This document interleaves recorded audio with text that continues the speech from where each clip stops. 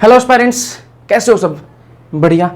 आज के लेक्चर में अपन बात करने वाले हैं इवोल्यूशन, मतलब स्टार्ट करने वाले हैं यार, नया चैप्टर अपन स्टार्ट करने वाले हैं इवोल्यूशन। ठीक है, 5 लेक्चर लगेंगे इस चैप्टर के अंदर, 5-5.5 लेक्चर लगा देंगे, है ना, फिर खत्म हो जाएगा चैप्टर। ठीक है, इसके बाद करेंगे बायोटेक, उस फिर जेनेटिक्स स्टार्ट कर देंगे ना। आप पूछ रहे थे, कुछ नहीं, एक दिन पूछा था जेनेटिक्स कब स्टार्ट होगी, तो पहले ये इवोल्यूशन, उसके बाद बायोटेक, दोनों चैप्टर खत्म करेंगे, उसके बाद दोनों जेनेटिक्स वाले चैप्टर खत्म करने वाले हैं। ठीक है, थोड़ा जेनेटिक्स में टाइम लगेगा, बाकी कर देंगे। ठीक है, समझाएंगे सब। फिर बचेगा अपने जो लास्ट इकोलॉजी वाला पोर्शन, वो एक दिन के चैप्टर है, सबको खत्म कर देंगे। ठीक है, फिर अपन 11th पे चलेंगे। चलो इवोल्यूशन की बात कर लेते हैं। सबसे पहले तो आपको अपनी नोटबुक हाथ में ले लेनी है, हाथ में मतलब टेबल जहाँ पर भी आप बैठे हो, नोटबुक ले लेनी है, पेन ले लेना है हाथ में, और जो नोट्स बोल रहा हूँ, जो लिखे हुए हैं, उनको साथ साथ में लिखते जाना है। ये नोट्स आपको टेलीग्राम चैनल पर मिल जाएंगे जब चैप्टर खत्म होगा तब। ऐसा नहीं है कि एक लेक्चर का यार एक पेज हुआ वो मैं डाल दूंगा, फिर कोई मतलब नहीं है ना। वो एक पेज कहीं घूमता रहेगा, दूसरा पेज कहीं घूमता रहेगा। तो जैसे चैप्टर खत्म होगा तो वो पूरे एक चैप्टर के नोट्स एक साथ में आपको दे दूंगा, वो टेलीग्राम चैनल पर मिल जाएगा। तब तक के लिए आप क्या करो, अपने हाथ से आप नोट्स बनाते रहो, बहुत फायदा होता है यार उससे। ठीक है, अपने हाथ से लिखोगे ज़्यादा समझ में आएगा, लिख लिख के पढ़ोगे ज़्यादा याद रहेगा। ठीक है, इवोल्यूशन की बात करेंगे। देखो इवोल्यूशन आप सबने सुना है कि यार जो आज अपन को दुनिया दिख रही है वो इवोल्यूशन के थ्रू बनी है ना, कि अपन जो इंसान है, अपन ऐसे नहीं थे पहले, और जानवर थे, अपन उनसे धीरे धीरे क्या है विकास हुआ, धीरे धीरे इवोल्यूशन हुआ, और उससे अपन क्या है इंसान, आज का जो इंसान है वो बना। ऐसे ही पूरी जो दुनिया है वो इवोल्यूशन से बनी है। ठीक है, अब कैसे ये दुनिया बनी है, कैसे इंसान बना है, सबकी बात करेंगे। ये दुनिया बनी कैसे, ये धरती कैसे बनी है, ये ब्रह्मांड, ये जो यूनिवर्स है ये कैसे बना है, ये प्लैनेट्स कैसे बने, सब की बात करने वाले हैं इस चैप्टर के अंदर, इवोल्यूशन के अंदर। ठीक है, इस चैप्टर को यार चैप्टर की तरह मत लेना, एक कहानी है। ठीक है, ऐसे समझना कि कहानी, एक फिल्म देख रहे हो आप। ठीक है, एक फिल्म देख रहे हो तो इसको आप उसकी तरह इमेजिन करते चलना कि हाँ, मैं बोलूँगा यहाँ पर विस्फोट हुआ तो आपके दिमाग में आना चाहिए हाँ बहुत बड़ा विस्फोट हुआ है। फिर मैं बोलूँगा टुकड़े उछल रहे हैं, टुकड़े निकल रहे हैं उस विस्फोट से, तो आपको इमेजिन होना चाहिए कि हाँ विस्फोट हुआ, उससे क्या टुकड़े निकल रहे हैं, आपको इमेजिन होना चाहिए। ठीक है, तो यार सबको इमेजिन करते रहना है। ठीक है, तब मजा आएगा इस चैप्टर के अंदर, बहुत आसान चैप्टर है। चलो शुरुआत करें। चलो जी, सबसे पहले बात करेंगे ओरिजिन ऑफ यूनिवर्स की बात करेंगे, कि भाई जो यूनिवर्स आप देख रहे हो, जो ब्रह्मांड आप देख रहे हो ना, देख तो कहीं रहेगा, आपको पता है ना कि यूनिवर्स है, तो जो आज यूनिवर्स है वो बना कैसे यार, उसका ओरिजिन कैसे हुआ, जो यूनिवर्स है उसका ओरिजिन कैसे हुआ, सबसे पहले तो उसी की बात कर लेते हैं। तो एक थ्योरी आती है बिग बैंग थ्योरी, एक थ्योरी है big bang theory, Honey Singh वाला होगा ना, तेरी मेरी स्टोरी जैसे, बिग बैंग थ्योरी। ठीक है, तो बिग बैंग थ्योरी जो है ये एक्सप्लेन करती है, ये बताती है कि ये जो यूनिवर्स है ये बना कैसे, ये प्लैनेट्स कैसे बने, ये धरती जो है ये कैसे बनी। ठीक है, ये मतलब और भी थ्योरीज हैं, ठीक है, जो ऐसा एक्सप्लेन करती हैं, लेकिन बिग बैंग थ्योरी को ज़्यादा एक्सेप्ट किया गया अपनी एनसीईआरटी में। बिग बैंग थ्योरी की बात है तो बिग बैंग थ्योरी जो है ज़्यादा एक्सेप्टेबल है, तो इसके अंदर जो बातें लिखी हुई हैं अपन उनके हिसाब से चलने वाले हैं। तो बिग बैंग थ्योरी में बताया गया है कि ये जो यूनिवर्स है ये कैसे बना यार, ये धरती जो कैसे बनी, ये प्लैनेट्स कैसे बने। ठीक है, तो बिग बैंग थ्योरी क्या बताती है, ठीक है, वो देखो कि भैया एक विस्फोट हुआ। ठीक है, एक एक्सप्लोजन हुआ। ठीक है, एक्सप्लोजन ये छोटा मोटा नहीं, बहुत बड़ा एक्सप्लोजन हुआ। ठीक है, इतना खतरनाक एक्सप्लोजन हुआ है कि इसी से सारे प्लैनेट्स बने हैं, इसी से सारे प्लैनेट्स बने, इसी से धरती बनी है। ठीक है, इतना ज्यादा खतरनाक एक्सप्लोजन हुआ है। तो एक एक्सप्लोजन हुआ, ठीक है, विस्फोट हुआ बहुत बड़ा, और इस विस्फोट से क्या हुआ, जैसे विस्फोट हुआ तो यहाँ से क्या निकले, टुकड़े निकले, छोटे छोटे। क्या है, विस्फोट होगा तो क्या होंगे, टुकड़े उछलेंगे भाई। ठीक है, तो अलग अलग टुकड़े निकले, इन टुकड़ों क्या बोलेंगे अपन, नेबुला। क्या बोलेंगे, नेबुला। ठीक है भैया, नेबुला बोलेंगे, एक टुकड़े को क्या बोलेंगे, नेबुला। ठीक है, विस्फोट हुआ तो बहुत सारे अलग अलग टुकड़े निकले। ठीक है, और उन टुकड़ों को क्या बोलेंगे अपन, नेबुला। उन्हीं टुकड़ों में से एक टुकड़ा जो है वो क्या बनाता है जी, अर्थ बनाता है। क्या बनाता है, अर्थ बनाता है। समझे बात। ठीक है, बहुत सारे टुकड़े निकले, उन्हीं में से एक टुकड़ा जो है वो क्या बनाता है, अर्थ बनाता है। बात समझ में आ गई है, बात अर्थ कैसे बनी समझ में आया। चलो, अब जो आज आपको यूनिवर्स है ना, अपना जो यूनिवर्स है, जिस यूनिवर्स में हम हैं, ठीक है, जरूरी नहीं है यार यही यूनिवर्स है। ठीक है, जरूरी नहीं है कि ये पूरी जो सृष्टि है, ठीक है, इसमें सिर्फ यही यूनिवर्स है। मतलब ये कि पहले लोगों को लगता था कि धरती जिस पर हम रह रहे हैं सिर्फ यही धरती है, इसके अलावा और कहीं भी कुछ ऐसा कुछ नहीं, धरती जैसी कोई चीज है ही नहीं, ठीक है। जहां अपन रह रहे हैं इस धरती पर, अर्थ पर जो अपन रह रहे हैं ना, लोगों को यह लगता था कि अर्थ जैसा और कुछ भी नहीं है, अर्थ ही है एक जिस पर जीवन है, ठीक है। लेकिन जैसे जैसे टेक्नोलॉजी बढ़ी, साइंटिस्ट ने रिसर्च बढ़ाई अपनी, धरती से बाहर निकल कर देखा उन्होंने, तो उनको दिखा यार धरती जैसे तो और भी क्या है, गोल गोल दिख रहे हैं अपन को, धरती जैसे और भी गोल गोल चीजें हैं। इससे पहले और आते हैं कि पहले लोगों को लगता था कि धरती जो है वो कैसी है, फ्लैट है। भाई धरती कैसी है, फ्लैट है। कुछ बोल रहे थे कि गोल है धरती, कुछ लोग ये बोल रहे थे कि धरती गोल है, कुछ लोग बोल रहे थे कि धरती फ्लैट है, ठीक है। गोल वोल कुछ नहीं है, एकदम से फ्लैट है। जैसे अपन फ्लैट है तभी तो अपन टिक पा रहे हैं, अगर गोल होती तो कैसे टिकते इस पर, ठीक है, उनका ये मानना था। लेकिन फिर साइंटिस्ट धरती से बाहर निकले भाई, तो उनको दिखा कि भाई धरती तो गोल पड़ी है, तो धरती तो क्या है, गोल है। तो मतलब जहां से अपन जिस एरिया से निकल कर बाहर जिस एरिया से जब अपन बाहर निकलेंगे तो भी तो अपन को दुनिया दिखेगी ना, तभी अपन को दुनिया दिखेगी। अगर मैं एक ही कमरे में बैठा हूं तो मेरे लिए तो यही दुनिया है, मुझे नहीं पता कि बाहर क्या चल रहा है, मुझे नहीं पता कि बाहर इससे बहुत बड़ी दुनिया है ना। वही सीन है कि लोगों पहले धरती पर थे तो उनको लगा यार कि धरती ही है सब कुछ, ठीक है, ये अर्थ जो है यही है, इसके अलावा कोई प्लेनेट नहीं है। लेकिन जैसे ही वो धरती से बाहर निकले तो उनको दिखा यार यहाँ तो और भी प्लेनेट्स दिख रहे हैं, यहाँ तो और भी प्लेनेट्स दिख रहे हैं। तब उनको ये हुआ कि प्लेनेट्स और भी हैं, सिर्फ धरती नहीं है, ठीक है। फिर उनको लगा कि जीवन जो है ना, लाइफ जो है वो सिर्फ धरती पर ही है, अर्थ पर ही है, और कोई किसी प्लेनेट पर है ही नहीं। लेकिन धीरे धीरे वो चीजें भी क्या है, डिस्कार्ड हो रही हैं कि और जो प्लेनेट्स है वहां पर भी जीवन जो है वो पॉसिबल है, जीव जो पॉसिबल है, जो अपनी पहुंच से बाहर है अभी, लेकिन जीव तो पॉसिबल है, ठीक है। तो एलियन वाला कॉन्सेप्ट जो आता है ना यार, एलियन जो वाली जो बातें हैं वो बिल्कुल बकवास बातें तो नहीं है। क्यों नहीं है? क्योंकि जैसे एलियन कौन है, एलियन कौन है, देखो अपन को फिल्मों में दिखाते हैं कि हाँ उसके अलग अलग स्ट्रक्चर्स निकले हुए हैं, ठीक है, वो थोड़ा गंदा सा दिख रहा है, उसको वो एक रिप्रेजेंट करने का तरीका है। एलियन सच में वैसा दिखता है किसी को नहीं पता, अपने जैसा दिखता है किसी को नहीं पता।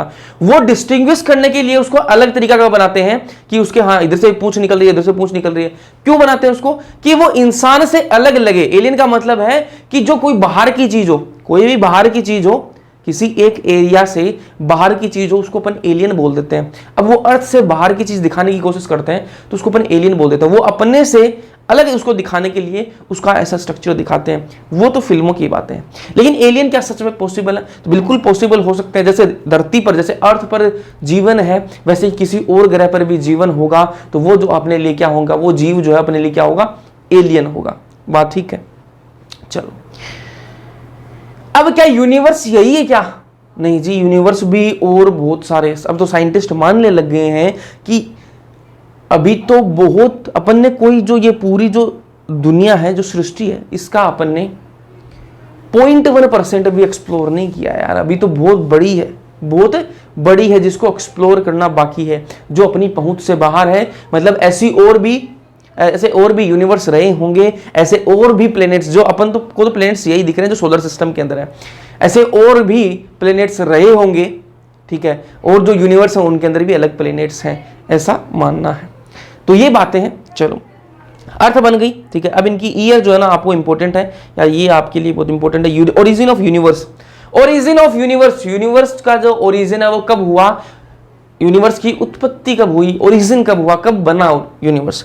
तो 20 बिलियन ईयर्स अगो। BYA का मतलब, बाया का मतलब क्या है, BYA इसका मतलब क्या है, बिलियन ईयर्स अगो, ठीक है। तो बिलियन ईयर्स अगो को अपन क्या लिखेंगे शॉर्ट में, BYA, और मिलियन ईयर्स अगो को अपन क्या लिखेंगे, MYA, ठीक है। तो ओरिजिन ऑफ यूनिवर्स आपको पूछे कि भाई यूनिवर्स का ओरिजिन कब हुआ, तो 20 बिलियन ईयर्स अगो, ठीक है, मतलब 20 बिलियन साल पहले क्या हुआ, और जो यूनिवर्स है वो बना। फिर बात आई अर्थ कब बनी, यूनिवर्स तो बन गया, अब अर्थ कब बनी, ठीक है। तो अर्थ बनी 4.5 बिलियन ईयर्स अगो, ठीक है। यूनिवर्स 20 बिलियन साल पहले बना था, और अर्थ कब बनी, 4.5 बिलियन साल पहले। मतलब यूनिवर्स बन गया था, उसके बहुत टाइम बाद क्या है, अर्थ बनी है, ठीक है। अब origin of life on earth, earth पर जो जीवन आया, ठीक है, वो जो जीवन बनना स्टार्ट कब हुआ, जीवन आया तो बाद में, लेकिन जीवन बनना स्टार्ट कब हुआ, अर्थ बन गई 4.5 बिलियन साल पहले। फिर ये पूछा गया कि भैया जो जीवन बनना, अर्थ तो बन गई, लेकिन उस पर जो जीव है वो बनना स्टार्ट कब हुआ? तो वो स्टार्ट हुआ 4 बिलियन ईयर्स अगो। ठीक है, 4.5 बिलियन ईयर्स अगो अर्थ का ओरिजिन हुआ। फिर origin of life on earth 4 billion years ago. ये आपको देखो डेट, ये आपको याद रखनी है। ईयर्स जो है डेट का ईयर्स तो आपको याद रखनी है। फिर क्या है? First non cellular form of life, पहली non cellular form of life कब आई अर्थ पर? देखो स्टार्ट कब हुआ? 4 बिलियन ईयर्स अगो पर क्या स्टार्ट हो गया था, लाइफ बननी स्टार्ट हो गई थी। लेकिन पहली non cellular form of life कब आई? तो वो आई 3 बिलियन ईयर्स अगो। ठीक है, पहली नॉन सेलुलर लाइफ फॉर्म कब आई? 3 बिलियन ईयर्स अगो आई। ठीक है, फिर आई फर्स्ट सेलुलर फॉर्म, पहले क्या आई? नॉन सेलुलर आई, उसके बाद में क्या आई? सेलुलर फॉर्म ऑफ लाइफ कब आई? तो वो आई 2000 मिलियन ईयर्स। कब आई? 2000 मिलियन ईयर्स अगो। ठीक है, ये आपको सारे याद होने चाहिए। अब एक चीज और बता दूं आपको, आ जाओ। आप जब भी स्टार्स देखते हो ना, तारों को जब देखते हो आप, जब भी आप तारों को देखते हो, ठीक है, रात को आप तारे देख रहे हो तो आपको वो चमकते हुए दिखाई देते हैं। ठीक है, टिमटिमाते हुए दिखाई देते हैं। तो जब भी आप तारों को गिनने की कोशिश करते हो या फिर तारों की तरफ देखते हो तो आपने बड़े बुजुर्गों से सुना होगा कि तारों को मत नहीं गिनना चाहिए, तारों को नहीं गिनना चाहिए, तारों को नहीं देखना चाहिए। सुना होगा? नहीं सुना तो मैं बता देता हूं, ऐसा आप बोलते हैं। रीजन क्या है? रीजन ये बोलते हैं कि आप अपने पास्ट को देखते हो, मतलब आप तारों को देखते हो। ठीक है, वो अपने पास्ट को देखते हो। वो इसको अलग तरीके से जोड़ के बताएंगे, आपके जो बड़े बुजुर्ग हैं वो इसको अलग तरीके से जोड़ के बताते हैं कि आपका ही पास्ट जो है ना, ठीक है, मतलब ये माना जाता है कि कोई भी इंसान की डेथ होगी तो वो तारा बन जाता है। सुना ये बात तो फिल्मों में देखा है कि वो तारा बन गया। ठीक है, तो आप तारों को देख रहे हो, मतलब क्या है? आप कहीं ना कहीं खुद को ही पिछले जन्म का आप देख रहे हो। ठीक है, अपने पास्ट को देख रहे हो, सीधी सी बात है। ठीक है, तो उनका ये लॉजिक है। लेकिन सही बात है कि पास्ट को ही देख रहे होते हैं। जब अपन तारों को देख रहे होते हैं तो मतलब अपन अपने पास्ट को देख रहे हैं। भैया ये कैसे बात कर रहे हो आप कि पास्ट को देख रहे हैं? तो मैंने कहा जो तारा आपको आज चमकते हुए दिखाई दे रहा है ना, वो आज चमक नहीं रहा। ठीक है, जो तारा आपको, रात को आप तारे देखोगे, जो तारा आपको आज टिमटिमाता हुआ दिखाई दे रहा है, चमकता हुआ दिखाई दे रहा है, वो आज नहीं टिमटिमा रहा है, वो आज नहीं चमक रहा है। जो रोशनी उसकी आपके पास में आज पहुंच रही है कि भाई हाँ ये वाला तारा जो चमक रहा है, तो वो तारा आज नहीं चमक रहा, वो पहले से चमक रहा है, वो पहले का चमका हुआ। यार आप ये भी कंफर्म नहीं कि वो तारा वही हो, वो तारा वहीं से गायब भी हो चुका होगा। भैया ये समझ नहीं आया। अच्छा बताते हैं। यहां पर ये तारे हैं और ये जी अपनी धरती है, ये अपनी धरती है। ठीक है, इन दोनों के बीच की जो डिस्टेंस है ना, इन दोनों की डिस्टेंस जो है ना, इन दोनों के बीच की जो डिस्टेंस है वो बहुत ज्यादा है। वो क्या है? बहुत ज्यादा है। इन दोनों की डिस्टेंस जो है वो मेजर की जाती है। ये इंपॉर्टेंट है, जो लिख रहा हूं वो इंपॉर्टेंट है, अपने नोट्स में होना चाहिए। इन दोनों के बीच की जो डिस्टेंस है वो किसमें मेजर की जाती है? लाइट ईयर्स के अंदर मेजर की जाती है। Light years. ठीक है, लाइट ईयर्स कोई साल है क्या? नहीं, ये क्या है? मेजरिंग यूनिट है। बहुत बड़ी डिस्टेंस हो तो उसको लाइट ईयर्स में मेजर किया जाता है। ठीक है, जो रोशनी आपको आज दिखाई दे रही है, मान लो ये तारा क्या चमक रहा है, ये वाला तारा क्या चमक रहा है। ठीक है, आप यहां पर हो धरती पर, ठीक है, आपको ये चमकता हुआ दिखाई दे रहा है। ठीक है, आपको लग रहा है वो तारा चमक रहा है, लेकिन उस टाइम पर वो तारा वहां नहीं भी हो सकता या फिर वो चमकता हुआ नहीं होगा। क्यों? क्योंकि जो लाइट आपके तक, आपकी आंखों तक आज पहुंच रही है ना, वो तारा बहुत सालों पहले चमका होगा और उसकी चमक आज आपकी आंखों पर पहुंच रही है, आपकी आंखों तक पहुंच रही है। मतलब ये मान लो कि बहुत सालों पहले ये वाला तारा चमका है, उसकी रोशनी जो है आज आपकी आंखों तक पहुंच रही है। मतलब क्या है? आप उस तारे को देख रहे हो, मतलब आप अपने पास्ट को देख रहे हो, क्योंकि वो बहुत साल पहले चमका वो तारा। आज पता नहीं वो तारा वहां है भी या नहीं, बस वो रोशनी इतनी दूरी इतनी है कि वो रोशनी जो है आज आपकी आंखों तक पहुंच रही है। समझ में आ गई बात? अब ऐसा नहीं है कि आप लाइव देख रहे हो, भाई तारे चमकता दे रहा हूं, उसी टाइम पर वो तारा टिमटिमा रहा। नहीं जी, वो तारा बहुत सालों पहले टिमटिमाया होगा, आज उसकी रोशनी आपकी आंखों तक पहुंच रही है, क्योंकि डिस्टेंस जो बहुत ज्यादा है। जो लाइट है वो लाइट देखो कितनी फास्ट ट्रेवल करती है, लाइट को ट्रेवल करने में भी कितना टाइम लग रहा है यार, है ना।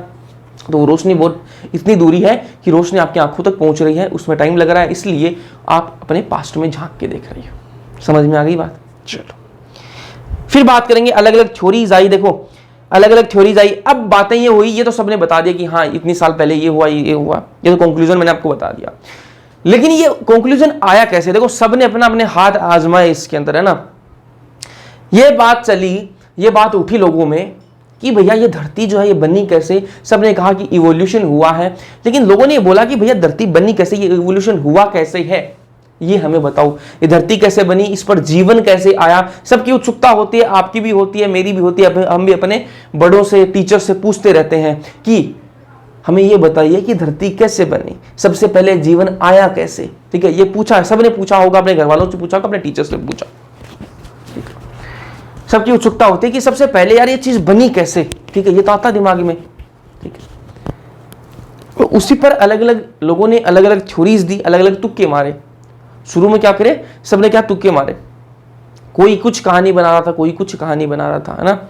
तो देखो अपन आज के लिए वो अपने को कहानियां लग रही हैं, आज के लिए अपन को वो कहानियां लग रही हैं, लेकिन उस टाइम पर, बहुत सालों पहले की बातें चल रही है ना, उस टाइम पर वो कहानी बनाना भी यार बहुत ही वो था कि हाँ थोड़े बहुत लॉजिक तो उन्होंने वो दे रहे थे, ठीक है, थोड़े बहुत लॉजिक भी देना उस टाइम के लिए। तो आज तो अपन को सारी कहानी पता है, सारी तो नहीं पता, फिर भी अपन बोल सकते हैं कि हाँ यार तुक्के मारे थे वो, लेकिन उस टाइम के लिए वो बहुत बड़ी बात थी। तो सबसे पहले जो थ्योरी आती है वो आती है थ्योरी ऑफ स्पेशल क्रिएशन। ये देखो ध्यान से सुनना, ये थ्योरीज बहुत काम की है ना। पहले थ्योरी ऑफ स्पेशल क्रिएशन, इस थ्योरी के अंदर किसने दी है थ्योरी? ये थोड़ी रिलीजियस थ्योरी है, रिलीजियस थ्योरी है, माइथोलॉजिकल थ्योरी है। अलग अलग धर्मों के अंदर, अलग अलग रिलीजियंस के अंदर, ठीक है, उनकी जो बुक्स हैं उनके अंदर ये जो चीजें लिखी हुई हैं कि हाँ धरती की रचना है वो ऐसे हुई है, सृष्टि की रचना जो है वो ऐसे हुई है, ऐसे इंसान बना है, वो सब ग्रंथों के अंदर लिखा हुआ है। तो सब ग्रंथों का अलग अलग मानना है। तो ये जो थ्योरी ऑफ स्पेशल क्रिएशन है किसने दी? फादर सोरेज ने दी थी, ठीक है, फादर सोरेज ने, फादर सुरेश नहीं, सोरेज, ठीक है, सुरेश। तो फादर सोरेज, फादर है मतलब क्या है? प्रीस्ट है, किसी चर्च के प्रीस्ट रहे होंगे, क्रिश्चियन है। तो उन्होंने कहा कि गॉड ने, ठीक है, वो गॉड बोलेंगे, गॉड ने ये जो धरती बनाई है, ये जीवन बनाया है, ये जो इंसान बनाया है, ये सारा काम जो गॉड ने 6 दिन में किया है। उन्होंने ये बात बोली, उन्होंने अपनी theory the, theory of special creation father sores ने दी। और उनकी थ्योरी माइथोलॉजिकल थी यार, है ना, रिलीजियस थी। उन्होंने कहा कि गॉड ने ये जो धरती आज आपको दिख रही है, जो अर्थ आपको दिख रही है, ये जो सारी चीजें आपको दिख रही है ना, ये जो इंसान आपको दिख रहा है, जानवर आपको दिख रहे हैं, ये सारे के सारे गॉड ने 6 दिन में बनाए हैं। लोगों ने बोला अच्छा, अब प्रीस्ट है यार, फादर है, तो उनकी वैल्यू बड़ी होती है ना, सोसाइटी के अंदर वैल्यू बड़ी होती है, उनको एक दर्जा दिया जाता है कि हाँ ये बोल रहे होंगे तो सही बोल रहे होंगे, ये बोल रहे हैं तो सही बोल रहे होंगे, ठीक है।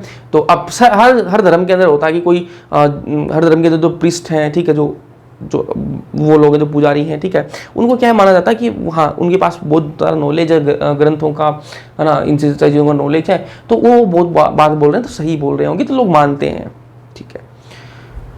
तो लोगों ने मान लिया कि भाई हाँ भगवान ने, गॉड ने क्या है 6 दिन में बनाई होगी। फादर सोरेज बोल रहे हैं ये बात कि गॉड ने 6 दिन में धरती बनाई है, और सारा जीवन जो 6 दिन में बनाया है।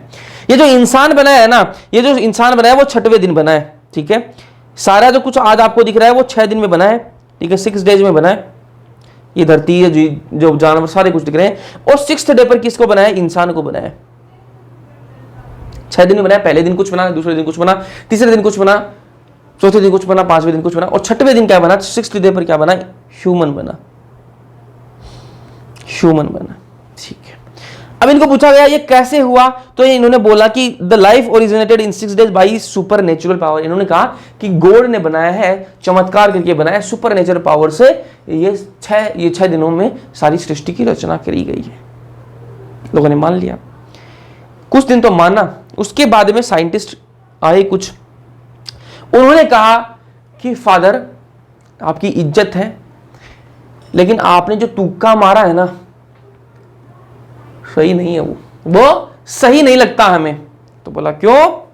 बल्कि हम बताएंगे आपको साइंटिफिक तरीके से, हम बताएंगे कि ये जो इवोल्यूशन हुआ है, आज आपको धरती दिख रही है, ये सारी चीजें कैसे बनी, हम बताएंगे। तो लोगों ने अपनी अपनी थ्योरी दी। देखो सब तुक्के मार रहे थे उस टाइम पर, है ना, हर जो लोग है वो अपनी अपनी कहानियां बना रहा था, तो सब क्यों पीछे हटे, है ना। तो फादर सोरेज ने भी तुक्का मारा था, ठीक है। अब ये आगे और साइंटिस्ट आएंगे तो कुछ ने अलग अलग अपने तुक्के मारे, ठीक है। अपन को आज तुक्के लग रहे हैं, उस टाइम के लिए उनके लिए वो अलग बात थी, है ना, उस टाइम पर अलग बात थी, है ना। फिर है थ्योरी ऑफ कैटास्ट्रोफिज्म। पहली कौन सी थी? Theory of special creation. दूसरी है थ्योरी ऑफ कैटास्ट्रोफिज्म। ये थ्योरी ऑफ कैटास्ट्रोफिज्म क्या बोलती है? ये किसने दी? क्यूवियर ने दी थी। ये किसने दी? क्यूवियर ने दी।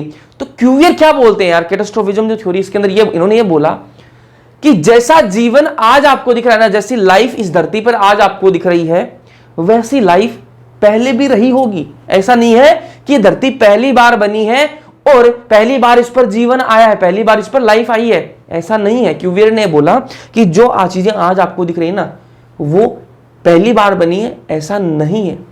इन्होंने ये बोला कि ऐसा जीवन, ऐसी धरती बहुत बार पहले भी बन चुकी है, बहुत बार पहले भी बन चुकी है। बस दिक्कत क्या हुई कि कोई ना कोई कैलामिटी आ जाती है, कोई ना कोई प्रलय आ जाता है, ठीक है, उसकी वजह से धरती जो है वो खत्म हो जाती है, ये जो अर्थ है इस पर लाइफ सब कुछ खत्म हो जाता है और उसके बाद में जीवन जो वापस बनने लग जाता है, ठीक है।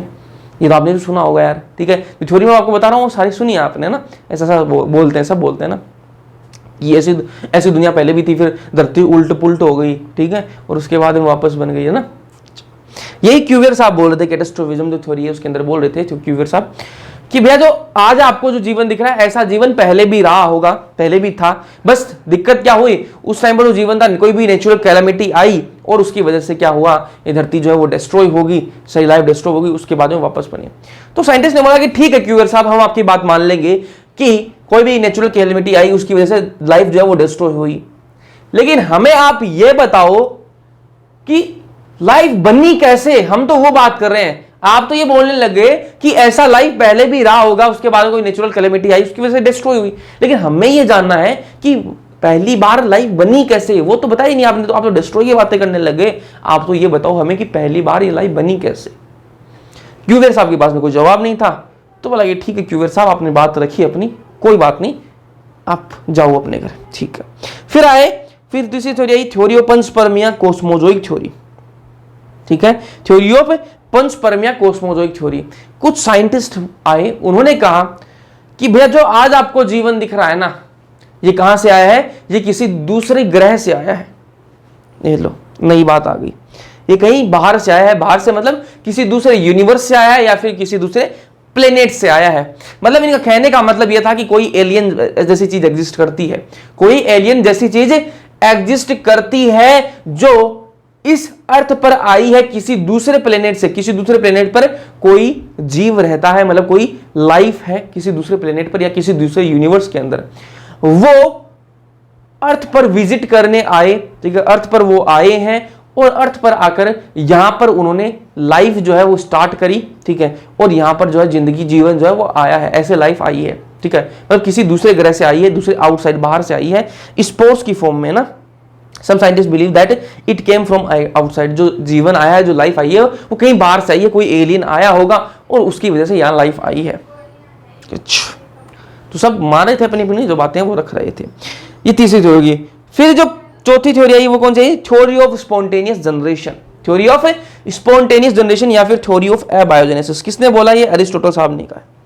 किसने बोला? अरिस्टोटल साहब ने। एक साइंटिस्ट और थे वॉन हेलमेट, ठीक है, उन्होंने भी कहा कि हाँ ऐसा होता है। पहले अरिस्टोटल साहब ने क्या कहा इस थ्योरी के अंदर, उसकी बात कर लेते हैं। अरिस्टोटल साहब जो है वो घूमने के थोड़े शौकीन थे, घूमते रहते थे वो। तो वो घूमते रहते थे, नदी किनारे बैठे थे, नदी के किनारे बैठे थे। उन्होंने एक चीज देखी यार, नदी के किनारे मिट्टी तो होगी, दलदल तो होगा ही, ठीक है, कीचड़ होगा नदी किनारे। उस कीचड़ में से उन्होंने देखा कि एक जानवर निकल के जा रहा है। उस कीचड़ में से एक जानवर निकल के जा रहा है। जानवर कौन सा? ईल। नाम सुना सबने? ईल, ठीक है, नहीं सुना तो गूगल पर सर्च करके देख लेना, ईल, ठीक है, पानी में रहने वाला जीव है। तो उस कीचड़ में से वो ईल निकल के जा रही थी। अब अरिस्टोटल साहब ने क्या दिमाग लगाया कि ये मिट्टी से ही ईल का जन्म हुआ है। ये जो जीव निकला है ना, ये जो ईल निकली है, ये क्या है? मिट्टी से ही जन्मी है। उनको ये नहीं पता कि ये पानी में रहती है, इधर कीचड़ में आ गई होगी, ठीक है, तो कीचड़ से निकल के जा रही है बेचारी वापस। उनको ये लगने लगा कि मिट्टी जो है, कीचड़ जो है, इसी से लाइफ बनती है भाई, इसी से ये ईल का जन्म हुआ है, इसी से लाइफ बनती है। अच्छा, अब देखो कोई भी किसी की इज्जत होती है ना, किसी की भी इज्जत होती है। अब मान लो किसी को आप फॉलो करते हो ना, किसी को भी फॉलो करते हो, किसी टीचर को फॉलो करते हो, तो फिर आप अंधाधुंध फॉलो करते हो उसको ना, तो वो आपको कोई बात बता दे, फिर आप उसकी बातों पर विश्वास करने लग जाते हो, ठीक है। ऐसे कोई लीडर होता है, कोई भी नेता होता है, उसको अगर आप फॉलो कर रहे हो, ब्लाइंडली फॉलो कर रहे हो, और वो आपको कोई बात बोले तो आपको वो सही लगने लगती है, चाहे वो झूठी बोल रहा हो, आपको वो सही लगने लगती है, आप उसको कनेक्ट करते हो। वैसे ही बातें यहाँ हो रही थी, अरिस्टोटल साहब की इज्जत थी, तो इन्होंने लोगों को आगे बोला कि मैंने एक चीज देखी है कि कीचड़ से जो है वो लाइफ बनती है। इन्होंने बोल दिया ऐसा। अब लोगों ने सोचा कि यार अरिस्टोटल साहब बोल रहे हैं तो कुछ ना कुछ सोच समझ के बोल रहे हैं, इतने बड़े लोग हैं, झूठ तो क्या ही बोलेंगे, और वो झूठ बोल भी नहीं रहे थे, उन्होंने जो देखा वो बताया उन्होंने। तो फिर एक साइंटिस्ट है वॉन हेलमन, ठीक है, वेन हेलमोन, ठीक है, वो साइंटिस्ट जो है उन्होंने देखा कि मिट्टी के अंदर, अब जो चूहे का बिल होता है वो मिट्टी में खोद रखा था, चूहे ने खोद रखा था। अब चूहा उस बिल में से निकला बेचारा, अपने बिल से चूहा बाहर निकलेगा। वॉन हेलमन ने चीज देख ली यार कि मिट्टी में से चूहा निकल रहा है, तो वॉन हेलमन आया, उसने एरिस्टोटल की बात तो सुनी रखी थी, तो वो आया वॉन हेलमन, उनको कहा कि भाई मैंने भी देखा कि मिट्टी से चूहा निकल रहा है, मिट्टी से चूहा निकलता मैंने भी देखा, मतलब मिट्टी से, कीचड़ से क्या बनती है, लाइफ बनती है। उनके दिमाग में ये चीज बैठ गई। जैसे ये होता है ना कि मैं आपको बोल दूं कि उस पेड़ के नीचे तो क्या भूत रहता है, मैंने देखा है, पत्ते हिलते हैं उसके, ना, जैसे आप पास से निकलो उसके पत्ते हिलते हैं, मतलब उस पर भूत है, मैंने देखा है, मेरे से बात भी की, मैं इतना बोल दूंगा मेरे से बात भी की है। अब अगर कोई मेरे पे थोड़ा सा विश्वास करता है ना, मेरी बात कोई मानता है, और वो उसी जगह से निकला, उसी पेड़ के नीचे से निकला, उस टाइम पर मान लो चिड़िया ने क्या हिला दिया, उसके पत्ते हिला दिए, उसके दिमाग में तो बैठ जाएगा ना कि जो भाई वो भैया बात बोल रहे थे वो सही बात है, वो बात सही है, पास से निकले तो पेड़ के पत्ते हिले, चाहे वो चिड़िया ही हिला रही हो, लेकिन उसके दिमाग में ये आएगा कि भूत है भाई, या तो क्या है, भूत है। वो दो लोगों को आके और बताएगा कि भाई मैंने भी भूत देखा है, ठीक है, और उसने देखा कुछ नहीं है, पत्तियां हिली है, उसने देखा कुछ नहीं, वो बताएगा मैंने देखा है और मैंने फील किया है, वहां पर भूत था, मेरे से बोलने की कोशिश की, इतना बोल जाएगा वो, इतना बता देगा आगे जाके, ठीक है। फिर अगला निकलेगा कोई, उस टाइम पर मान लो हवा चल रही है, पत्ते हिल जाएंगे, चिड़िया ने हिला दिए पत्ते, ठीक है, उसको तो लगेगा भाई आ गया सिस्टम, ठीक है। तो ऐसे जो बातें वो हो जाती है ना, लोगों का बिलीव बनने लग जाता है। वही चीज यहां पर हो रही थी, अरिस्टोटल साहब ने कीचड़ में से उसको ईल को निकलते देखा, इनको लगा कीचड़ से लाइफ बन रही है। उधर फिर वो हेलमन साहब ने बिल से चूहा निकलते देख लिया, उनको लगा ये मिट्टी से चूहा बनता है। कोई एक आया, उसने नई बात बताई, सब अपनी अपनी बातें बता रहे थे। फिर उसने कहा कि मैंने देखा है कि अगर आप 21 दिन तक कोई कपड़ा ना धो, 21 दिन तक कोई कपड़ा ना धो, लगातार आप पहन रहे हो, उसमें पसीना आएगा, मैल होगा, उस पसीने और मैल से भी क्या है, जीवन बनता है। अच्छा, मक्खियां बैठ गई होंगी यार, अब इतना पसीना में रहेगा, इतना मैल रहेगा, तो मक्खियां बैठ गई होंगी। उसको लगा कि ये जो पसीना है, ये जो मैल है, इसी की वजह से क्या है, ये मक्खियां, इनका जन्म हुआ है, इसी की वजह से इनका जन्म हुआ है। तो उसने बता दिया ये बात कि 21 दिन तक आप कपड़े पहनो, जीवन बन जाएगा। 21 दिन में पैसा डबल, वही बात यहाँ पर हो गई, 21 दिन मैले कपड़े पहनो, पसीने में करो उसको कपड़ों को, और जीवन बन जाएगा। ये बातें चल रही थी, ठीक है। तो इन्होंने बोला life originated from non living substance like mud, ठीक है, मड से क्या है, जीवन बना है। फिर आगे जो थ्योरी आई वो क्या है, थ्योरी ऑफ बायोजेनेसिस। क्या आई, थ्योरी ऑफ बायोजेनेसिस आई। ये थ्योरी ऑफ बायोजेनेसिस क्या बोलती है, किसने दी है, ये रेडी ने, स्प्लांजनी ने और पास्चर ने, ठीक है, रेडी, स्प्लांजनी और पास्चर ने क्या है, ये थ्योरी दी है। इस थ्योरी के अंदर किया क्या गया वो देखो, ठीक है, ये पास्चर का एक्सपेरिमेंट है, ठीक है। इन्होंने क्या किया देखो, इन्होंने एक ये फ्लास्क लिया, कैसा, स्वान नेक वाला, ठीक है, ये क्या स्वान नेक,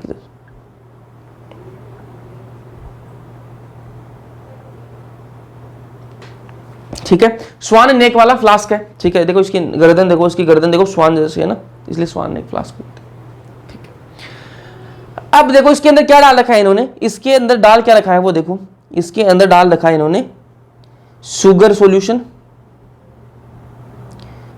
सॉल्यूशन प्लस यीस्ट इन्होंने डाल रखा है, ठीक है।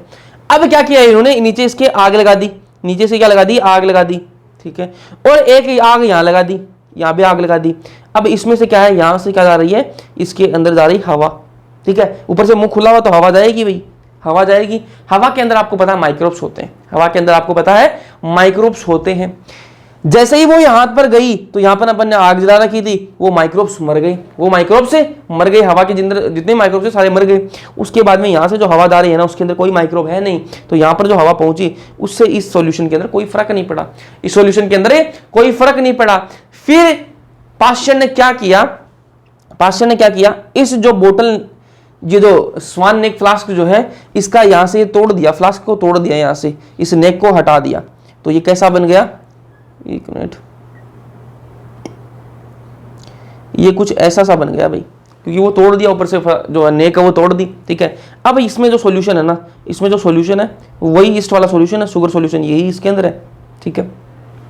अब इसके अंदर हवा आएगी, एयर की एंट्री होगी इसके अंदर, उसके अंदर माइक्रोब्स होंगे और डायरेक्ट इसमें आएंगे, तो उसमें क्या होगी, माइक्रोब्स की ग्रोथ देखी गई, माइक्रोबाइल ग्रोथ। तो इन्होंने एक चीज बोली कि ओमेनिस वाइवम अक्स विवो, इन्होंने क्या बोला, ओमेनिस वाइवम अक्स विवो, मतलब क्या हुआ भैया इसका ओमेनिस वाइवम अक्स विवो का, तो new organism can be formed from pre existing ones. इन्होंने एक बात बोली कि जो नया ऑर्गेनिज्म है वो प्री एग्जिस्टिंग वन से ही बन सकता है, ऐसे किसी मिट्टी विट्टी से नहीं बन सकता, ठीक है। इन्होंने ये बोला कि जो नया ऑर्गेनिज्म है वो मिट्टी विट्टी से नहीं बन सकता यार, कोई मिट्टी से नहीं बनता, कोई कीचड़ से नहीं बनता, ठीक है। वो कैसे बन सकता है, कोई प्री एग्जिस्टिंग, जो पहले से कोई लिविंग ऑर्गेनिज्म होगा उसी से नया लिविंग ऑर्गेनिज्म बनता है। इन्होंने ये बात बोल दी, क्या बोली, ये लाइन आपको याद होनी चाहिए, ओमिनिस वाइवम अक्स विवो, ठीक है। इसका मतलब क्या है, new organism can be formed from pre existing ones, जो नया ऑर्गेनिज्म है वो पुराने जो ऑर्गेनिज्म प्री एग्जिस्टिंग ऑर्गेनिज्म है उसी से बनेगा। इन्होंने ये बात बोल दी।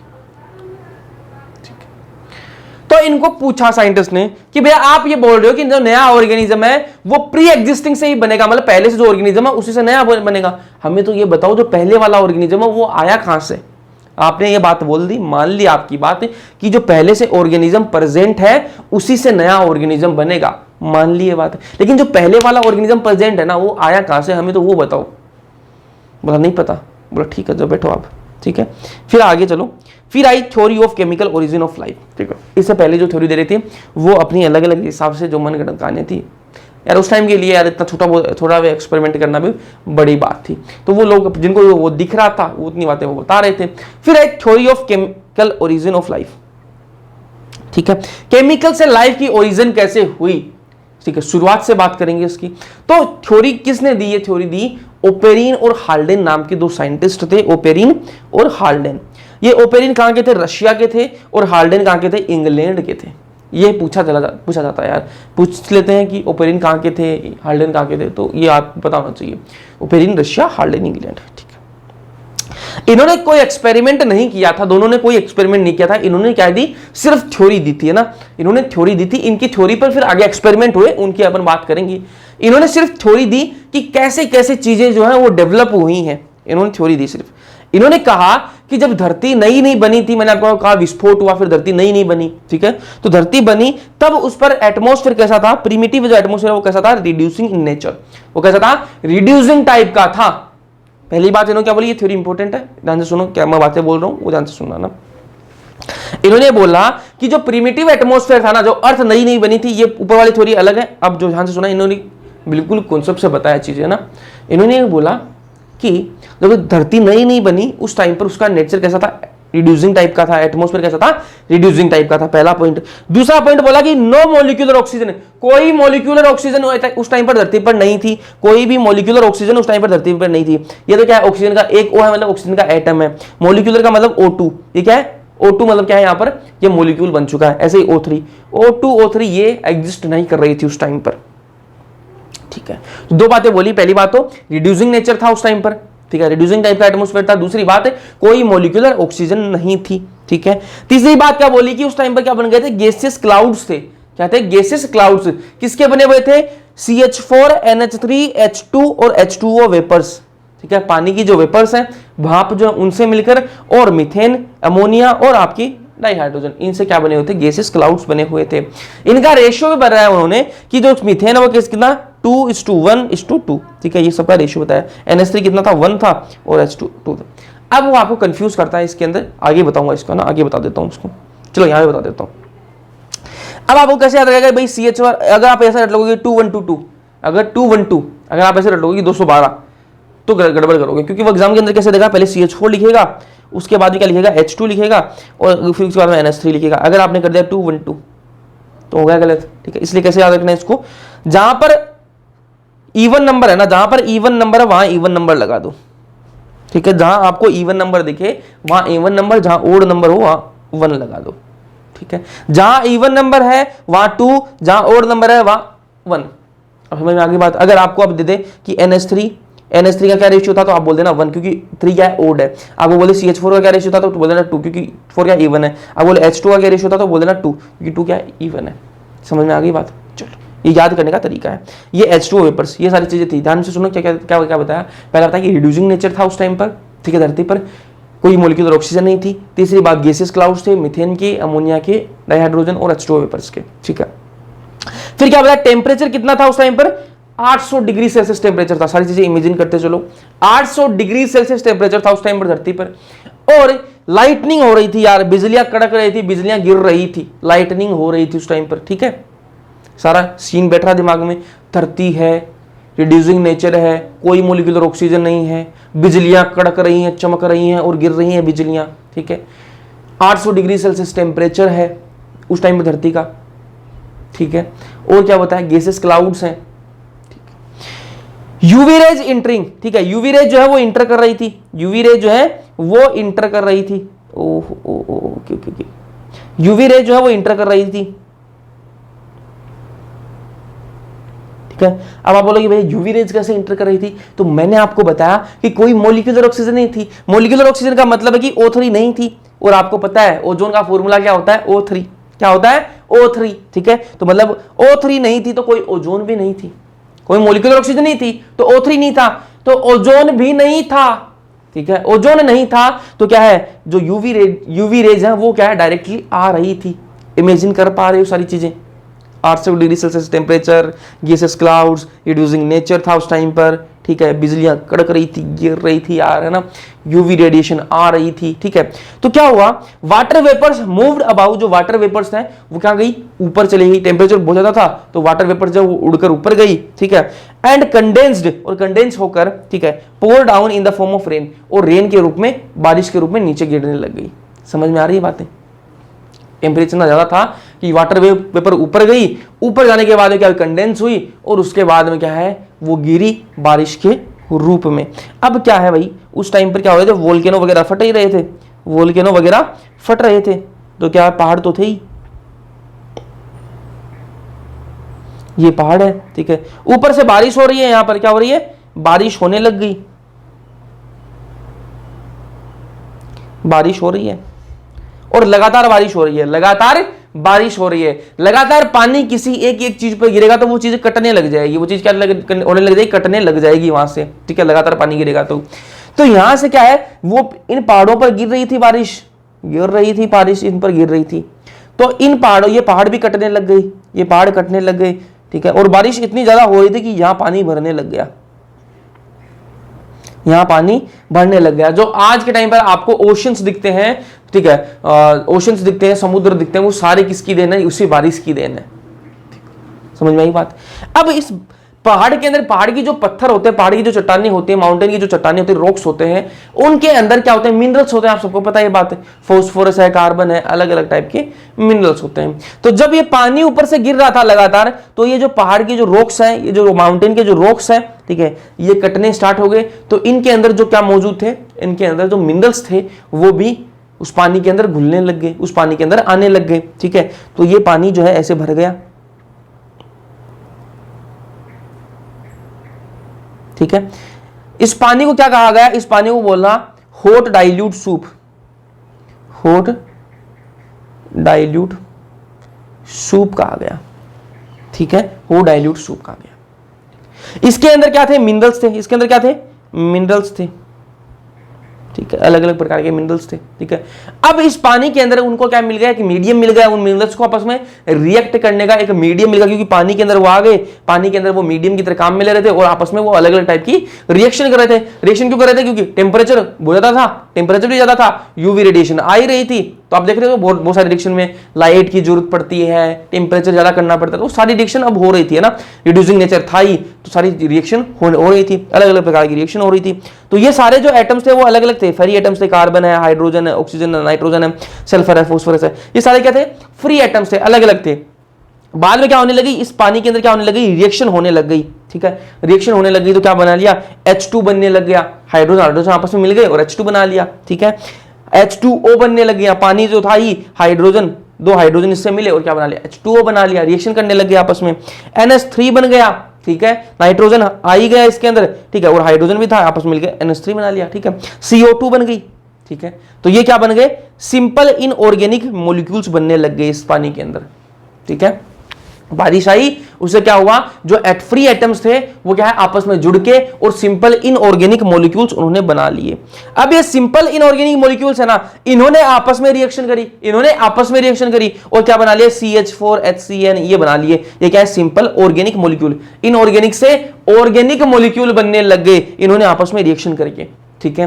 फिर ये क्या है, इन्होंने आपस में रिएक्शन करी और क्या बना लिया, सिंपल शुगर बन गई, अमाइनो एसिड बन गई, ग्लिसरॉल बन गया, फैटी एसिड बन गई, नाइट्रोजनस बेस बन गया, ठीक है। और ये क्या बन गए, सिंपल ऑर्गेनिक कंपाउंड बन गए। क्या बन गए, सिंपल ऑर्गेनिक कंपाउंड, मोनोमर बन गए, ठीक है। अब बहुत सारी सिंपल शुगर मिलेंगी आपस में, ठीक है, एक सिंपल शुगर ये, एक सिंपल शुगर ये आपस में मिल गई और क्या बना लिया, पॉलीमर बना लिया, क्या बना लिया, कार्बोहाइड्रेट बना लिया। ऐसे ही अमाइनो एसिड, एक अमाइनो एसिड ये, एक अमाइनो एसिड, ऐसे बहुत सारे अमाइनो एसिड आपस में जुड़ेंगे, क्या बना लेंगी, प्रोटीन बना लेंगी, ठीक है। ग्लिसरॉल है, फैटी एसिड मिलेगी, फैट बना लेगी, नाइट्रोजनस बेस मिलकर क्या बना लेगी, न्यूक्लिक एसिड बना लेगी, RNA DNA बन जाएगा, ठीक है। अब ये आपस में जुड़ेंगे और क्या बनाएंगे, कॉम्प्लेक्स शुगर बना ली, शुगर मिलकर क्या बना ली, कॉम्प्लेक्स शुगर, कार्बोहाइड्रेट, प्रोटीन बन गई, फैट बन गई, न्यूक्लिक एसिड बन गई, RNA DNA बन गया। इन सब आपस में मिलकर इन्होंने क्या बनाया, लाइफ फॉर्म बना ली। कॉम्प्लेक्स ऑर्गेनिक कंपाउंड बन गए थे, उसके बाद में ये सब आपस में मिलकर क्या बना लिया, इन्होंने लाइफ फॉर्म बना ली। देखो एक सेल के अंदर क्या होगा, कार्बोहाइड्रेट, प्रोटीन, फैट, ठीक है, न्यूक्लिक एसिड, RNA DNA होगा, यही तो होगा, सारी चीजें बन गई आपस में मिलकर क्या बना ली, लाइफ फॉर्म बना ली। तो फर्स्ट लाइफ ऐसे आई। ये किसकी थ्योरी है, ओपेरिन और हाल्डेन ने ये थ्योरी दी, ठीक है। तो ओपेरिन और हाल्डेन ऐसे साइंटिस्ट नहीं थे, बहुत बड़े साइंटिस्ट थे, ठीक है। तो कुछ लोगों ने तो उनका मजाक बनाया कि ऐसा कोई होता है क्या यार, इतना टेम्परेचर होता है क्या, ऐसे फालतू बकवास कर रहे हो, बकवास कर रहे हो, ऐसा कुछ नहीं होता, ठीक है, ऐसे कोई बारिश आई है क्या, उनकी बात नहीं सुनी गई। लेकिन एक साइंटिस्ट थे, उन्होंने फिर यार इतना सीरियस नहीं लिया, ओपेरिन हाल्डेन ने थ्योरी दे दी, कुछ नहीं एक्सेप्ट नहीं करी, तो छोड़ डाला, ठीक है, छोड़ो यार, और किसी पर देखेंगे, है ना, और कोई थ्योरी देंगे। फिर एक साइंटिस्ट थे मिलर, उनको ये बात क्लिक कर गई, यार ओपेरिन और हाल्डेन ने जो बात बोली इसको करके देखते हैं, इसको करके देखते हैं, क्या पता ये तुक्का सही लग जाए, क्या पता ये तुक्का सही लग जाए। तो ओपेरिन और हाल्डेन ने जो जो बातें लिखी उसको अब एक्सपेरिमेंट के थ्रू कर लिया। किसने, एक मिलर नाम का साइंटिस्ट था, एसएल मिलर, नाम था एसएल मिलर। कब की बात है, 1953 की बात है, 1953 की बात है। उन्होंने कहा कि मैं एक्सपेरिमेंट करूंगा, जो ओपेरिन और हाल्डेन की थ्योरी है मैं उस थ्योरी पर एक्सपेरिमेंट करूंगा और मैं प्रूव करूंगा कि ये सही है। होगी तो ठीक है, वरना मेरा जा ही क्या रहा है, ठीक है। तो ये इसको क्या बोलते हैं, मिलर एक्सपेरिमेंट बोलते हैं। मिलर कहां के साइंटिस्ट हैं, इसलिए मिलर कहां के, अमेरिकन साइंटिस्ट हैं, ठीक है। अब देखो जो सारी चीजें अपन थ्योरी में पढ़ गए हैं, उन्होंने वो प्रैक्टिकल किया, उसी का प्रैक्टिकल किया। तो सबसे पहले अपन ने क्या पढ़ा कि 800 डिग्री सेल्सियस टेम्परेचर था उस टाइम पर, ठीक है। तो इन्होंने क्या किया, ये पानी भर लिया, भाई पानी ले लिया, यहाँ पर पानी भर लिया, इस पानी के अंदर क्या डाल दी, ये रोड डाल दी, पानी के अंदर क्या लगा दी, रोड लगा दी। इस रोड का टेम्परेचर कितना कर दिया, 800 डिग्री सेल्सियस टेम्परेचर कर दिया। ये पानी बॉईल होने लग गया, 800 डिग्री सेल्सियस पर तो पानी की जान निकल जाएगी बेचारे की, ठीक है। ये पानी बॉईल होने लग गया, यहां से वो वाटर वेपर्स जो ऊपर उठी, यहां पर क्या कर रहा है, वैक्यूम पंप, क्योंकि उस टाइम पर जो एटमॉस्फेयर में क्या है, वैक्यूम तो था ही, ठीक है। तो यहाँ पर क्या है, ये वाटर वेपर जाने लगी और क्या पहुंची, यहाँ मैंने कहा था कि वाटर वेपर्स, उस छोरी के अंदर बताया था कि वाटर वेपर्स जो है वो ऊपर गई, ठीक है, ऊपर गई। और ऊपर क्या हो रही थी, लाइटनिंग हो रही थी, ठीक है। लाइटनिंग मतलब बिजलियां कड़क रही थी, गिर रही थी बिजलियां, क्या बिजली गिर रही थी। तो उसने वो बिजली बनाने के लिए, कि बिजली उस टाइम पर गिर रही थी, तो अपन इस एक्सपेरिमेंट के अंदर बिजली कैसे बनाई, तो उसने क्या लिया, दो इलेक्ट्रोड लिए, ठीक है। कितना वोल्टेज दिया इनको, 75,000 वोल्ट इनको दिया इलेक्ट्रिसिटी, ठीक है, वोल्ट दिया। और क्या है, इनके अंदर स्पार्किंग करवाई, इनके अंदर क्या करवाई, स्पार्किंग, ताकि वो बिजली वाली फील आए। उस टाइम पर लाइटनिंग हो रही थी, बिजली गिर रही थी, तो वो फील आई, है ना। तो यहां से वाटर वेपर गई, ठीक है, यहां पर पहुंची तो बिजलियां कड़क रही थी, चमक रही थी। यहां पर उसने वो गैस, उस टाइम पर जो गैस थी ना, CH4NH3 H2O H2, ठीक है, वाटर वेपर भी था उस टाइम में, मैंने आपको बताया, ठीक है, मीथेन भी थी, ठीक है, और अमोनिया भी था, और H2 भी था, ठीक है, सारी चीजें मतलब बताइए आपको उस थ्योरी के अंदर सेम वही चीजें करी उसने, है ना। यहाँ पर ये गैसेस डाल दी, फिर यहाँ पर क्या किया, उस वाटर वेपर को मैंने कहा था कंडेंस होकर वो रेन के रूप में नीचे गिरी, ठीक है। तो इसने क्या किया, कंडेंसर लगा दिया यहाँ पर। कंडेंसर कैसे लगाया, ये एक पाइप अंदर की तरफ जा रहा है, उसके ऊपर एक बाहर की तरफ एक और पाइप लगा दिया। ये पाइप है, ये अंदर की तरफ जा रहा है, इसके ऊपर मैं बाहर एक और पाइप लगा दूं, ठीक है। अब इधर से मैं क्या पानी अंदर डाल रहा हूं और उस इधर से मैं पानी बाहर निकाल रहा हूं। ये ठंडा पानी है, ये ठंडा पानी है, ठीक है। अब ये बाहर से जो पाइप वाला ठंडा रहेगा, बाहर पाइप अगर ठंडा रहेगा तो अंदर वाला पाइप कितना ही गर्म हो, थोड़ा बहुत तो इफेक्ट पड़ेगा। तो ये कंडेंस होकर फिर पानी जो है वो नीचे आ रहा था। ये ऐसे बारिश हो रही थी, वाटर ड्रॉपलेट्स जो है वो नीचे आ रही थी, और यहाँ पर जो वाटर ड्रॉपलेट्स हैं वो इकट्ठा हो रही थी। यहाँ पर वो वाटर ड्रॉपलेट्स हैं तो इकट्ठा हो रही थी, ठीक है। ये पूरा एक्सपेरिमेंट उन्होंने किया, जो उस टाइम पर थ्योरी में बताया गया था वो एक्सपेरिमेंट उन्होंने किया। ये जो एक्सपेरिमेंट कितने दिन चला, 18 दिन तक चला भाई। कितने दिन, 18 डेज तक चला। ये काम उन्होंने 18 दिन तक चलाया। और फिर जब रिजल्ट देखा उन्होंने, रिजल्ट देखा, तब रिजल्ट के अंदर क्या पाया, इस जो पानी जो यहाँ पर इकट्ठा हुआ उसके अंदर क्या पाया कि इसके अंदर अमाइनो एसिड्स बन गई। इस पानी के अंदर क्या बन गई, अमाइनो एसिड्स बन गई। कौन सी, ग्लाइसिन, एलानिन, एस्पार्टिक एसिड, ये चीजें बन गई। जो बात उन्होंने थ्योरी के अंदर बोली थी ना, वो चीजें रियल में हो गई यार, इस एक्सपेरिमेंट के थ्रू रियल में हो गई। तो भाई ये तो बहुत बड़ी बात हो गई। ओपेरिन और हाल्डेन की तो क्या है, उनको बहुत मानने लग गए लोग कि हाँ यार उन्होंने थ्योरी में बात बोली वो सच में हुई है यार ऐसी, क्योंकि मिलर ने एक्सपेरिमेंट करके बता दी ये चीज, ठीक है। मिलर का भी काफी नाम हुआ, ओपेरिन हाल्डेन का भी नाम हुआ। ओपेरिन हाल्डेन जो हार चुके थे, उन्होंने सोचा कि यार अपनी थ्योरी बकवास है, अपन कोई दूसरी थ्योरी देंगे, है ना। उनको भी थोड़ा होश आया कि यार हाँ अपनी बात सही निकल गई, तो उन्होंने फिर आगे काम किया इस पर, उसकी बात करेंगे। पहले इसको देख लेते थोड़ा सा। ये रेशियो मैं आपको बता चुका हूं, जो रेशियो उस टाइम पर था ना, CH4 का मीथेन का, अमोनिया का, H2 का जो भी रेशियो था वो उन्होंने मेंटेन किया इस एक्सपेरिमेंट के अंदर। तो CH4 का कितना था, 2 NH3 1 H2 2, ठीक है। तो जो इवन है उनका 2 कर देना, जो ओड है उनका 1 कर देना, ऐसे याद रख सकते हो।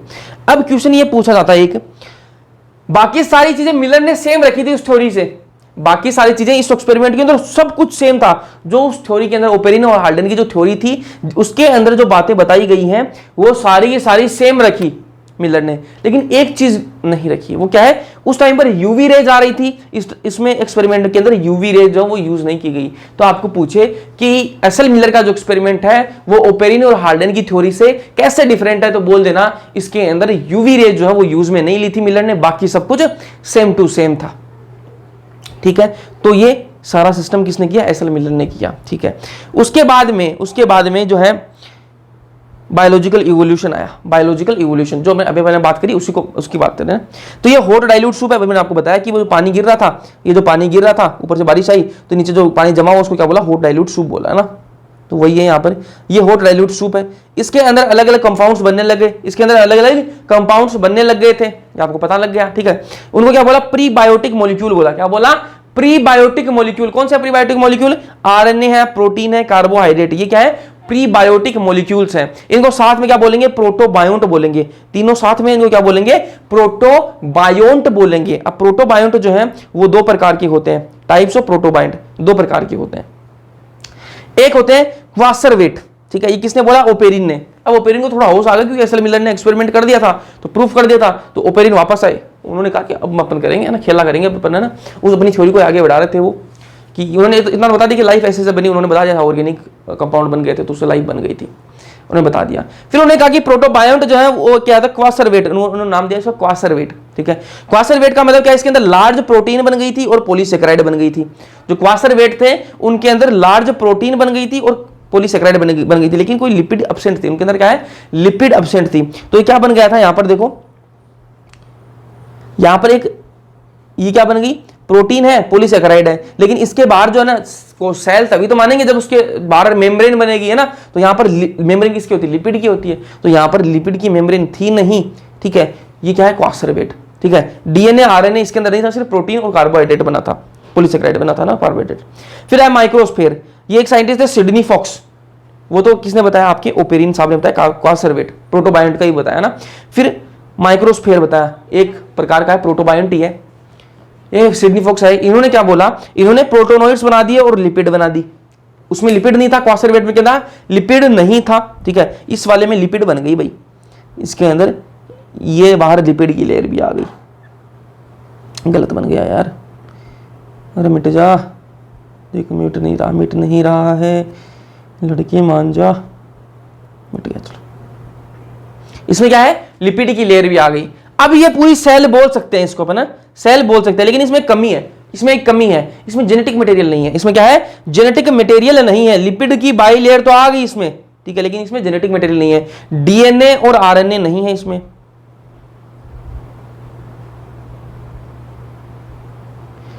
डीएनए और आरएनए नहीं है। तो साइंटिस्ट ने पूछा कि इसमें डीएनए और आरएनए क्यों नहीं बना, डीएनए और आरएनए क्यों नहीं बना। तो इनका जवाब ये आया कि ऐसा हुआ होगा उस टाइम पर कि ये जो है ना, ये जो स्ट्रक्चर है ये अलग बन गया, प्रोटीन और लिपिड का स्ट्रक्चर अलग बन गया, डीएनए और आरएनए अलग बना, ठीक है। फिर ये जो डीएनए है ना, फिर ये मान लो डीएनए या फिर आरएनए है, उसके बाद में ये सेल के अंदर घुस गया। ऐसा अलग अलग बने होंगे, एक साथ में नहीं बने होंगे, ऐसा इन्होंने बोला। तो इनसे पूछा गया, मान लो आपकी बात मान ली कि डीएनए और आरएनए अलग अलग बने होंगे, उसके बाद में वो उसके अंदर घुस गया, लेकिन हमें ये बताओ कि डीएनए पहले आया कि आरएनए पहले आया। ये लो जी नया क्वेश्चन। तो उन्होंने कहा कि भैया आरएनए जो है वो पहले आया। क्यों आया? क्योंकि आरएनए जो है वो अनस्टेबल होता है, आरएनए जो है वो अनस्टेबल होता है और डीएनए जो स्टेबल होता है। अगर इन्हीं जो सेल पहली बार बनी थी, जो सेल पहली बार बनी थी, अगर उसके अंदर डीएनए होता, अगर उसके अंदर डीएनए होता तो वो सेल स्टेबल हो जाती और आगे वो इवोल्यूशन नहीं होता, उसके अंदर आगे इवोल्यूशन नहीं हो पाता, क्योंकि वो तो स्टेबल है, उसके अंदर चेंजेस इतने नहीं आएंगे। आरएनए अनस्टेबल होता है, उसके अंदर चेंजेस जल्दी जा जाएंगे, इवोल्यूशन होगा, ठीक है। तो इन्होंने कहा कि आरएनए पहले आया। तो साइंटिस्ट ने पूछा कि भैया आप ऐसे कैसे बोल सकते हो कि आरएनए पहले आया? तो उन्होंने कहा कि आरएनए जो है वो जेनेटिक मटेरियल ऐसा होता है जो अनस्टेबल होता है और डीएनए जो है वो स्टेबल होता है। तो आरएनए अपन इसमें डालेंगे, आरएनए इसमें अपन डालेंगे तो क्या होगा, ज्यादा चांसेस होंगे कि इसके अंदर इवोल्यूशन होगा। ये एक सेल बनी है यार, इसी सेल से तो अपन को पूरी सृष्टि बनानी है, ठीक है। पूरी धरती पर जो भी चीजें वो सारी इसी सेल से बनानी है। तो अगर इसमें पहली बार एक डीएनए आ जाता तो डीएनए तो स्टेबल होता है, उसके अंदर चेंजेस ही नहीं आते, इसके अंदर चेंजेस आएंगे तभी तो इवोल्यूशन होगा। तो इसके अंदर क्या था, आरएनए आया, ठीक है। ये बात कंफर्म हो गई, आरएनए आया। चलो ये प्रोटोबायोंट क्या भाई, आरएनए प्रोटीन और पॉलीसेकेराइड से क्या बनता है, प्रोटोबायोंट बनता है, बता चुका हूं, ठीक है। इसी प्रोटोबायोंट से फिर आगे क्या बना, ओरिजिन ऑफ प्रोकारियोट हुआ, ठीक है। इसी प्रोटोबायोंट, ये जो प्रोटोबायोंट आगे जाके किसमें कन्वर्ट हुआ, प्रोकारियोट्स बने। कब आए प्रोकारियोट्स, 2 बिलियन ईयर्स अगो, ठीक है। प्रोटोबायोंट्स कब आए, 2 बिलियन ईयर्स अगो, ठीक है। अब ये पूरी जो ये आपको याद रखना है। First non cellular form of life कब आई, तो मैंने आपको बता दिया था कि 3 बिलियन ईयर्स अगो, चैप्टर जब स्टार्ट हुआ तभी बताया मैंने आपको, ठीक है। उसके बाद में क्या है, कीमो हेटरोट्रोप। तो आप बोलोगे भैया ऑटोट्रोप क्यों नहीं आए, तो मैंने कहा कि उस टाइम पर केमिकल्स ही थे खाने के लिए क्या थे, केमिकल्स ही थे। क्योंकि अगर फोटोसिंथेसिस वाले आ जाएंगे, तो उस टाइम पर फोटोसिंथेसिस का तो कोई वही था ही नहीं, ऑप्शन ही नहीं था। तो उस टाइम पर क्या था, केमिकल्स ही थे खाने के लिए। तो कीमो ऑटोट्रोफ क्यों नहीं आए, आप बोलोगे कीमो ऑटोट्रोफ क्यों नहीं आए, तो मैंने कहा कि उस टाइम में खाना बहुत ज्यादा था, तो पहले क्या था, हेटरोट्रोफ आए, कीमो हेटरोट्रोफ आए, उसके बाद में उन्होंने खाना कर दिया खत्म। अब खाना खत्म कर दिया तो खाना खुद को बनाना पड़ेगा, तो किसको आना पड़ेगा, कीमो ऑटोट्रोफ आना पड़ेगा। तो पहले क्या है, कीमो हेटरोट्रोफ आए, उसके बाद में कीमो ऑटोट्रोफ आए, उन्होंने खाना खुद बनाया। उसके बाद में सिंपल फोटो ऑटोट्रोफ आए, उसके बाद में ऑटोट्रोफ आए, ठीक है। उन्होंने क्या की, पूरी फोटोसिंथेसिस की, ठीक है। फिर है साइनोबैक्टीरिया, ये साइनोबैक्टीरिया है, इन्होंने क्या की, फोटोसिंथेसिस करते हैं। साइनोबैक्टीरिया क्या करते हैं, फोटोसिंथेसिस। तो फोटोसिंथेसिस के अंदर आपको पता है कि फोटोसिंथेसिस के अंदर किसकी जरूरत पड़ती है, पानी की जरूरत पड़ती है, ठीक है। और पानी को तोड़कर क्या बनता है, ऑक्सीजन बनता है, O2 बनाते हैं ये, है ना। पानी को तोड़ के क्या बनाते हैं, ऑक्सीजन बनाते हैं। फोटोसिंथेसिस के अंदर ये काम होता है। तो ये जो साइनोबैक्टीरिया, जो बीजीए ब्लू ग्रीन एल्गी, ये आई, उसने क्या की, फोटोसिंथेसिस की। फोटोसिंथेसिस क्या होगा, फोटोसिंथेसिस के अंदर क्या होगा, ये H2O जो है वो टूटेगा किसमें, H+ में, और ऑक्सीजन में टूटेगा, ठीक है। अब ऑक्सीजन इतने दिन नहीं थी धरती पर, ऑक्सीजन नहीं थी इतने दिन, O2 नहीं थी ना, मोलिकुलर ऑक्सीजन नहीं थी। तो ये O2 जो है वो ऊपर निकली, वातावरण में गई, ठीक है। O2 पहली बार आई थी तो एटमॉस्फेयर के अंदर क्या है, ऑक्सीजन फैल गई, ठीक है, ऑक्सीजन फैल गई। तो जो रिड्यूसिंग टाइप का नेचर था अब वो कैसा होने लग गया, ऑक्सीडाइजिंग टाइप का होने लग गया। मैंने आपको बताया था कि रिड्यूसिंग टाइप का नेचर था, वो कब कैसा हो गया, एटमॉस्फेयर कैसा हो गया, ऑक्सीडाइजिंग टाइप का हो गया, ठीक है। ऑक्सीजन बनने लग गई थी। During photosynthesis breakdown of H2O का ब्रेकडाउन होता है और रिलीज ऑफ O2, ऑक्सीजन निकलती है, ये बता चुका हूं आपको। Atmosphere become oxidising, atmosphere oxidising होने लग गया, ये बात भी बता दी मैंने आपको, ठीक है। ये देखो इवोल्यूशन कैसे कैसे हुआ है वो दिख रहे हो ना। अब ये ऑक्सीजन आ गई तो ऑक्सीजन आपस में मिली, यूवी रेज आती थी उस टाइम पर, ऑक्सीजन आपस में मिली, क्या बना लिया, O3 बना लिया, ओजोन की लेयर बनने लग गई। ओजोन नहीं थी, ओजोन की लेयर बनने लग गई अब, है ना। O2 और CH4 आपस में मिले, क्या बना लिया, CO2 बना ली, तो CO2 गैस भी बन गई अब, है ना। O2 और NH3 आपस में मिले और क्या बन गई, नाइट्रोजन गैस भी बन गई, ठीक है, तो ऐसे ऐसे चीजें बनी। चलो, तो ओरिजिन ऑफ यूकारियोट्स कब हुआ, प्रोकारियोट्स कब आया, प्रोकारियोट्स ये देखो याद रखना, ईयर याद रखनी है, प्रोकारियोट्स कब आए 2 बिलियन ईयर्स अगो, प्रोकारियोट्स कब आए 2 बिलियन ईयर्स अगो, और जो फिर यूकारियोट्स का ओरिजिन है वो कब आया, कब हुआ 1.5 बिलियन ईयर्स अगो। ठीक है, इस लेक्चर के अंदर पढ़ेंगे यार इतना ही, इसके आगे का पढ़ेंगे नेक्स्ट लेक्चर के अंदर। समझ में आया या नहीं आया इतना बताओ जल्दी से, समझ में आया या नहीं आया जल्दी से बता दो, आया कमेंट सेक्शन के अंदर कमेंट करके जरूर बताना। वीडियो पसंद आया लाइक कर देना, अपने दोस्तों के साथ में शेयर कर देना। बाकी मिलते हैं नेक्स्ट लेक्चर में, तब तक के लिए पढ़ते रहो।